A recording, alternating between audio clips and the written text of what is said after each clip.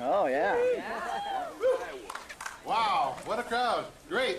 Good to see all you good Democrats, and I think we got some sprinkliness on those people with the R's in front of them there. That's good. That's good. I think we can change a few minds today here. Anyway, it's great to be here. Good to see this nice crowd. We got the beautiful weather. Time to beat the heat. 7707. Lucky day, I believe. Yeah. Huh? Yeah. Nice to be here. Well, the man that is going to be here today to talk to you was introduced to public service by one of our great heroes, John F. Kennedy.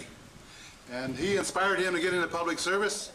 And Senator Dodd then joined the Peace Corps, traveled around a little bit for a couple of years. He came back to the States and got elected to the House, served there for 6 years, and then for a U.S. Senator for the last 26, 27 years. So right. He's a man that's been around a bit, got some experience. Woo!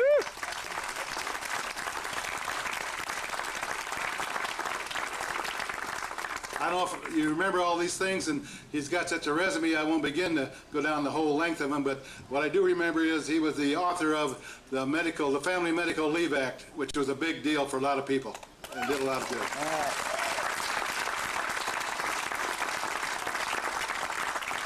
Also was very instrumental in the Corps, and got that and kept it moving, and he's got noted to be the senator of the children for a long time. So he is big on that, and this Head Start program is one of his big accomplishments also. Very good.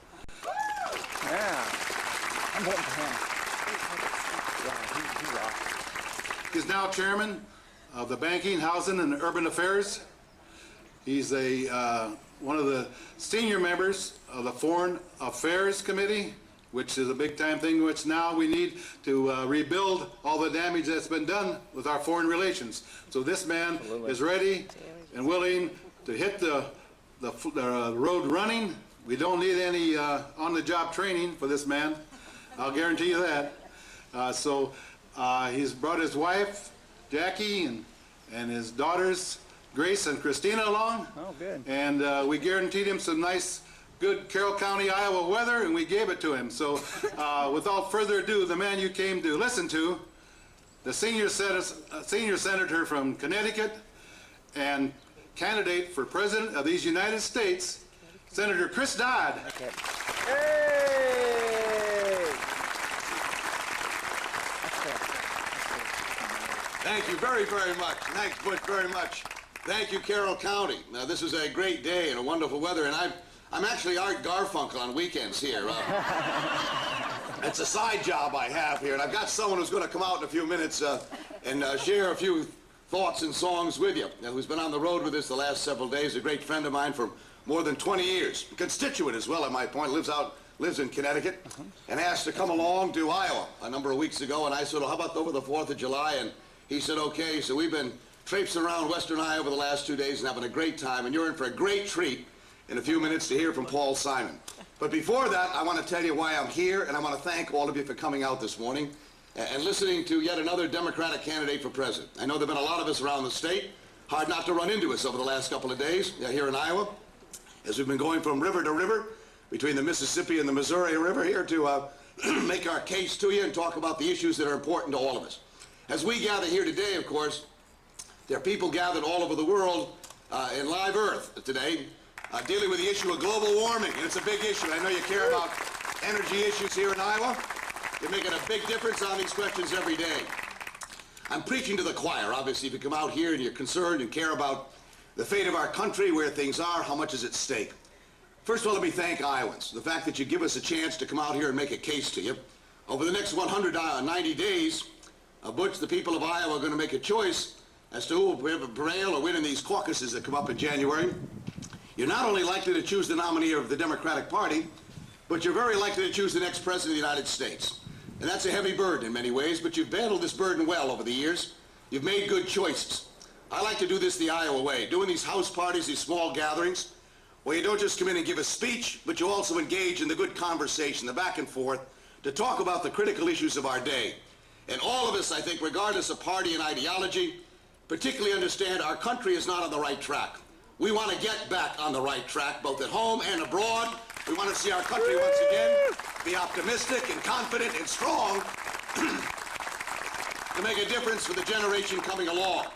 I want to see a nation that once again respects the Constitution of the United States, that the Justice Department is respecting what it stands for and what it believes in, and to see our nation once again provide for the opportunities of a generation that'll need a lot more if they're going to compete effectively in the 21st century. So today I stand before you as someone who served for 26 years in the Senate, served in the Peace Corps, served in the National Guard and Army Reserves back in the 1960s. In fact, I think Thomas Jefferson was president when I was in the Peace Corps, I think, going back a few years. But I want to tell you, because that experience, I think, is valuable today. As Butch said, on-the-job training is not what this country needs. We've been through that. I think we're now ready for proven experience, not only to talk about these issues, but the proven ability to get the job done. And I'm very proud over the years that I've been able to do these things that make a difference in people's lives, not only in my own state, but across the country. When I started the Children's Caucus 26 years ago, the first one in the United States Senate. This is my wife, Jackie, by the way. How about a warm welcome?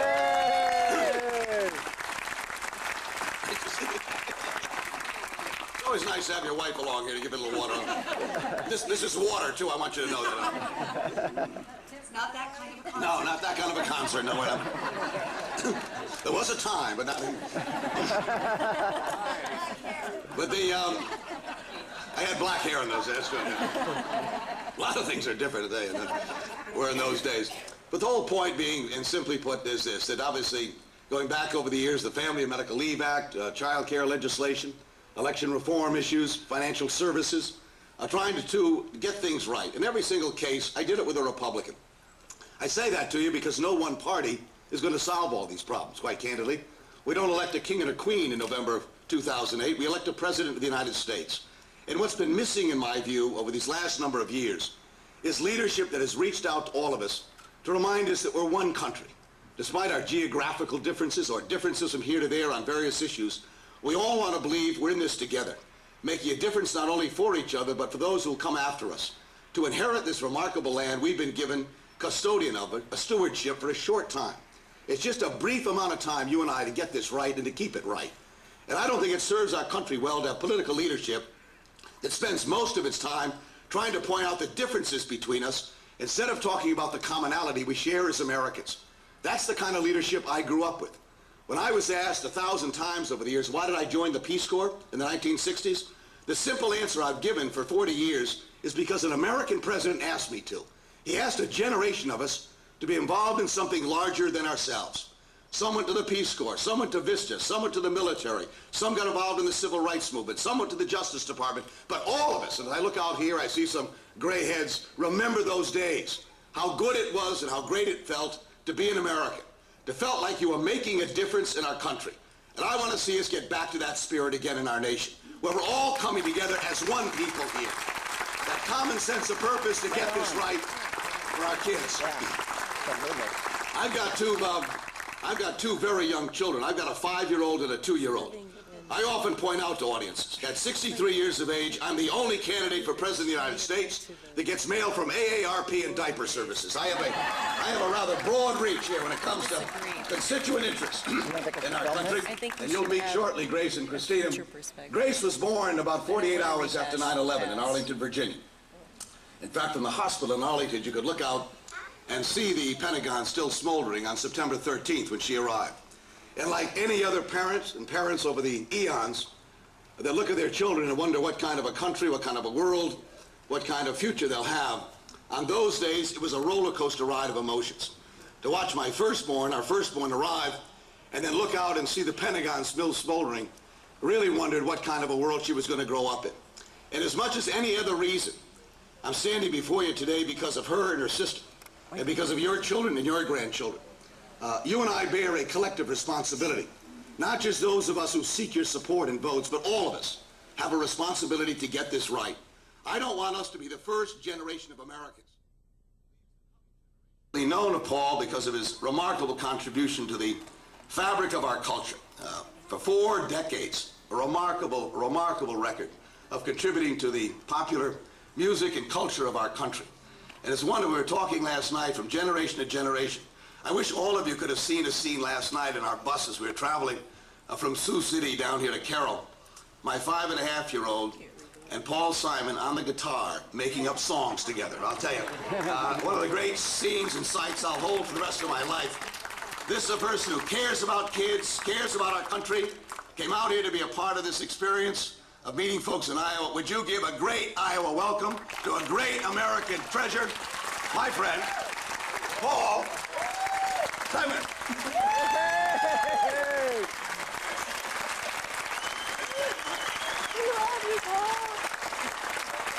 Thank you.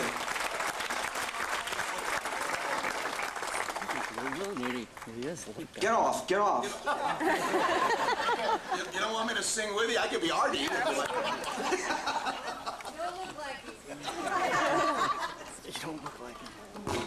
And I can tell your voice is in great shape, too. Let's see.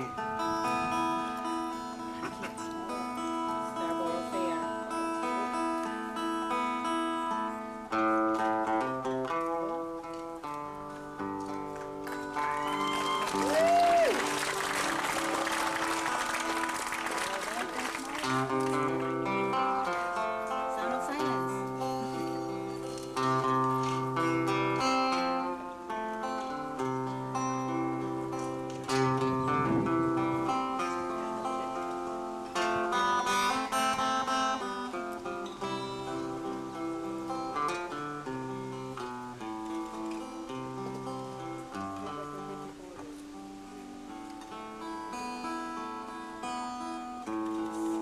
Hello, darkness, my old friend. I've come to talk with you again. Because a vision softly creeping left its seeds while I was sleeping. And the vision that was planted in my brain is still remains within the sound of silence. In restless dreams I walked alone, narrow streets of cobblestone. Neath the halo of a street lamp, I turned my collar to the cold and the damp. When my eyes were stabbed by the flash of a neon light, it split the night, touched the sound of silence.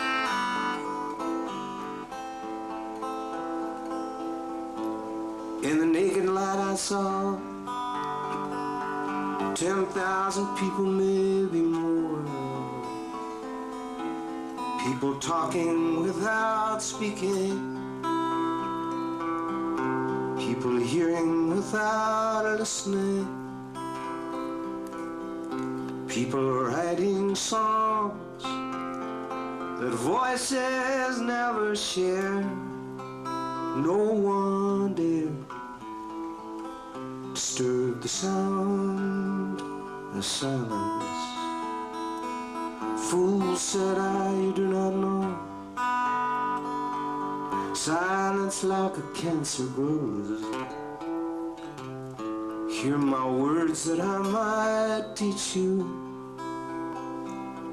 Take my arms that I might reach out to you. But my words, like silent raindrops, fell and echoed in the wells of silence. And the people bowed and prayed to the neon god they made. And the sign flashed its warning, and the words that it was forming. It said the words of the prophets are written on the subway walls and the tenement halls, and whispered in the sound of silence.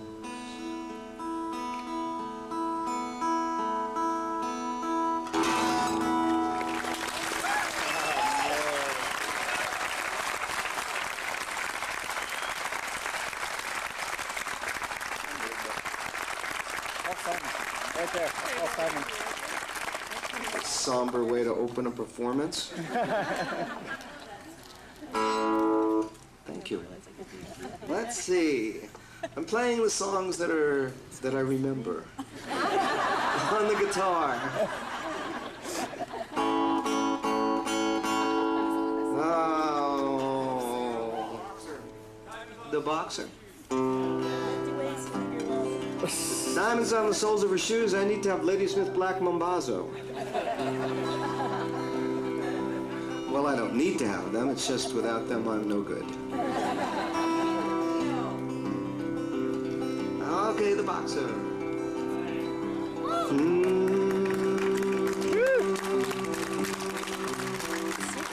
I'm just a poor boy.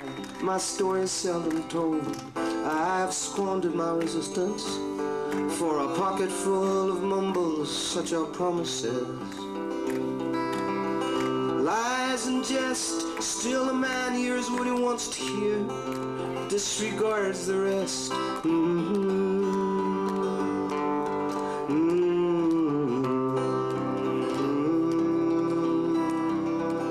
When I left my home, my family, I was no more than a boy in the company of strangers, in the quiet of the railway station, running scared, laying low, seeking out the poorer quarters where the ragged people go, looking for the places only they would know. La la la, la la la, la la la.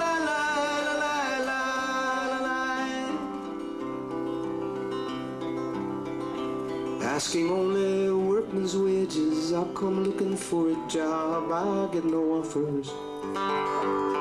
Just to come on from the whores on South Avenue. I do declare there were times when I was so lonesome, I took some comfort there. La la la la la la.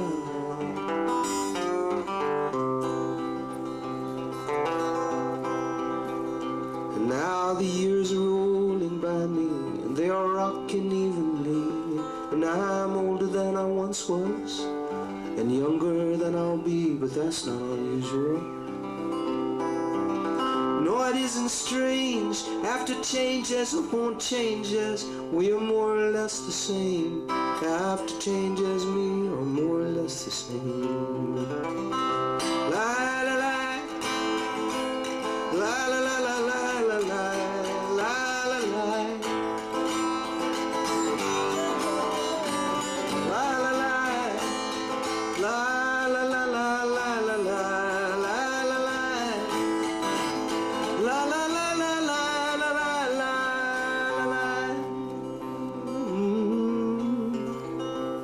Then I'm laying out my winter clothes, wishing I was gone, going home, where the New York City winters aren't bleeding me, leading me, going home.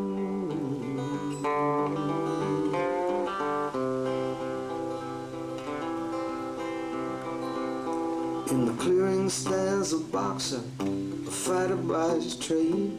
He carries the reminder of every glove that laid him down or cut him till he cried out in his anger and his shame, I am leaving, I'm leaving. But the fighter still remains, he still remains. La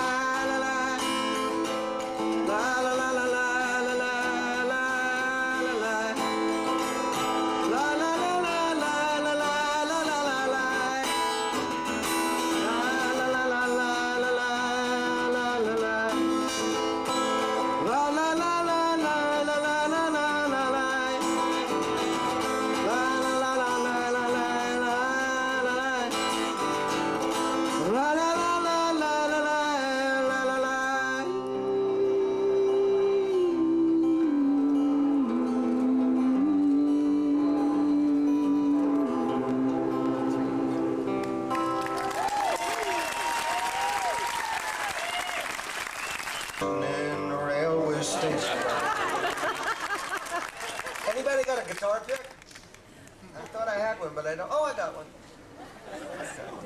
Down one guitarist in the house. In the Dodd campaign, there's one guitarist. Got one.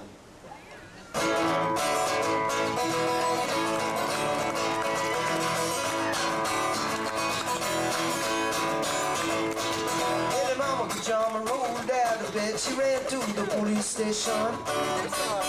When the papa found out, he began to shout. He started the investigation. What's against the law? What's against the law? What the mama saw? What's against the law? Ooh, the mama looks down, she spits on the ground every time my name gets mentioned. Yeah, the papa say, oh, if I get that boy, I'm gonna stick him in the house of detention. Well, I'm on my way. Hey, I don't know where I'm going, and I'm on my way now. I'm taking my time, I don't know where. Goodbye to Rosie, the queen of Corona. See you, me and Julio down by the schoolyard. See you, me and Julio down by the schoolyard.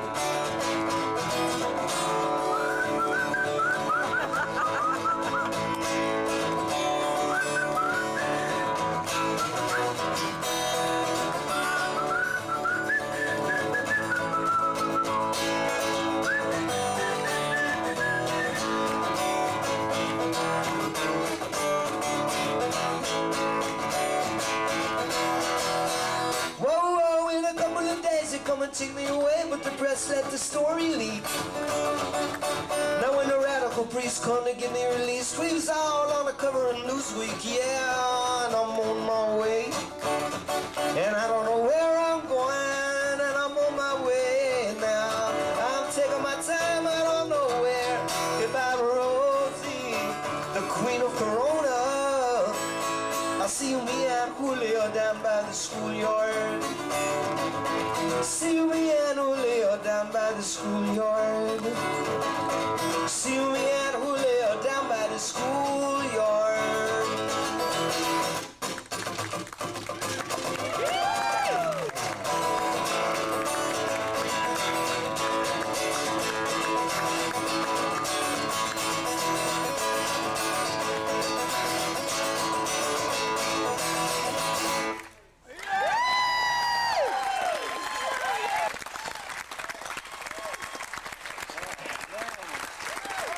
This is a good guy I'm standing next to. He's been my friend a long time. This is the best. That's all they have. Let me see it. That's awesome. Yes! Let me see. Please, all one more. That's great. Thank you. Thanks a lot. That's him. Yeah, exactly. I think there's more than just two of you to have that album.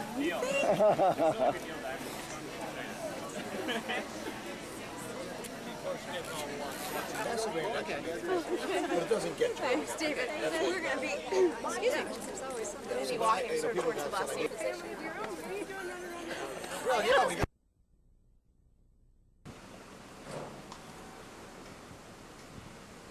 Okay, Corn Palace, Mitchell, South Dakota. Here we are, right in front of We can cut it out through here now. Dad's old house, 609 Raleigh. Dad says it's changed. That's where the Butzes lived. What's the name of the Butzes, Dad? Huh? What's the name of the Butzes? Who lived there? Doris Butz. What's the one that like? Who liked Bob? Yeah, big fat one. What was her name? I can't think now. You just told me. Doris was the mom. Well, so do you want to? Come on, let's walk. You want to walk a little bit? Yeah. There it is. Where's Dad? Oh, he's talking to some guy over here. Let's see here. He looks friendly. It's on? Yeah.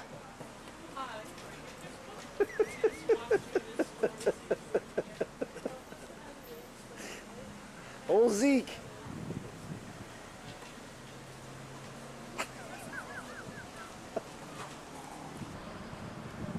Wow. Did you see that up the top there? Yeah. Did you see the It says Corn Palace from across. Yeah, I saw that. That's some boots. What's your birds here? Oh yeah, bird stuff. Mitchell. We're going all the way up to Aberdeen.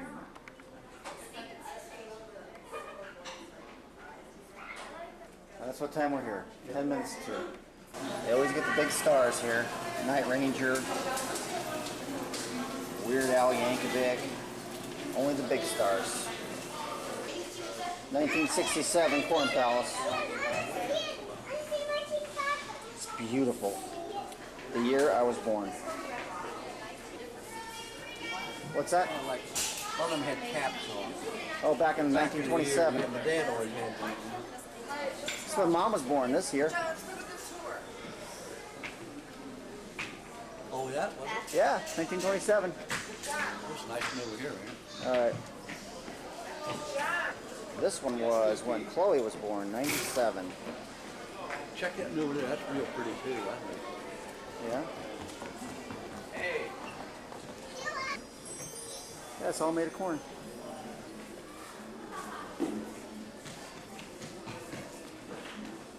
Oh, it's like a Mount Rushmore. Wow. Boomskin hat. Lots of nice stuff in here. I don't even know where to begin. That says it all.